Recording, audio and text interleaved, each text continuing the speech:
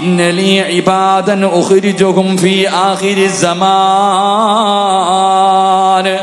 അല്ലാഹുവിന്റെ പ്രവാചകൻ പറയുന്ന മൂസാ നബി അലൈഹിസ്സലാമിനോട് അല്ലാഹു പറയുന്നു, മൂസാ, അവസാനം ഒരു സമുദായം കടന്നു വരാനുണ്ട്.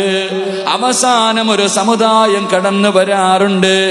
അവര് നിന്നെക്കാളും മഹത്വമുള്ളവരാണ് മൂസാ. അല്ലാഹുവേ, മൂസാ നബിക്ക് വല്ലാത്ത അത്ഭുതമായി.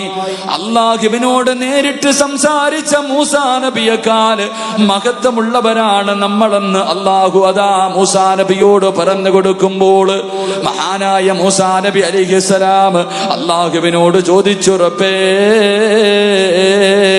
അതിന്റെ കാരണം എന്താണ് പടച്ചവനെ? അതിന്റെ കാരണം എന്താണ് പടച്ചവനെ? വഇന്നീ കലിമത്തു വബൈനി വബൈനക സബഊന അൽഫി ഹിജാബ്. മഹാനായ മൂസാ നബി അല്ലാഹുവിനോട് ചോദിച്ചു, പടച്ചവനെ, എന്നെക്കാളും മഹത്വമുള്ളവരാകാനുള്ള കാരണമെന്താ? അവർക്ക് ഈ പദവി കിട്ടാനുള്ള കാരണമെന്താ?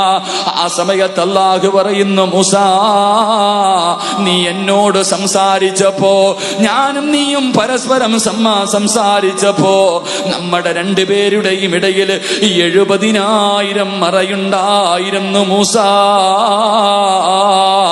എന്റെ സംസാരം നീ കേട്ടത് 70,000 മറകൾക്കപ്പുറത്തായിരുന്നു മൂസാ.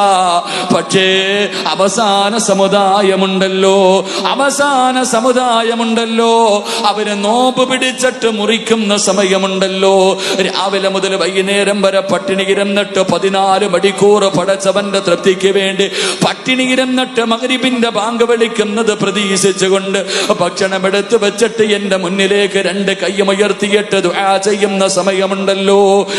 മൂസാ, നോമ്പ് മുറിക്കുന്ന സമയത്ത് എന്റെ അടിമകൾ എന്നോട് ദുആ ചെയ്യുമ്പോൾ, അവൻ എന്നോട് ദുആ ചെയ്യുമ്പോൾ അവരുടെയും എന്റെയും ഇടയിൽ ഒരു മറ പോലും ഉണ്ടാകില്ലെന്ന് നബിയുനാ ത്വാഹാ റസൂലുള്ളാഹി സ്വല്ലല്ലാഹു അലൈഹി വസല്ലമ തങ്ങൾ പറയുകയാണ്. ഒരൽപ്പം ബാസു കുറച്ച് ഒരു ചെറിയ മഹാനായ മൂസാ നബി അലൈഹിസ്സലാം അല്ലാഹുവിനോട് സംസാരിച്ചപ്പോൾ 70,000 മറകളുണ്ടായിരുന്നെങ്കിൽ എന്റെ പ്രിയമുള്ളവരെ, ഞാനും നിങ്ങളും നോമ്പ് മുറിക്കുന്ന സമയത്ത് 2 കൈയും ഉയർത്തിപ്പിടിച്ചിട്ട് അല്ലാഹുവിനോട് ദുആ ചെയ്യുന്ന സമയമുണ്ടല്ലോ, ആ സമയത്ത് നമ്മളുടെയും റബ്ബിന്റെയും ഇടയിലും ഒരു മറയില്ലെന്ന് പ്രവാചകൻ പഠിപ്പിക്കുമ്പോ എന്റെ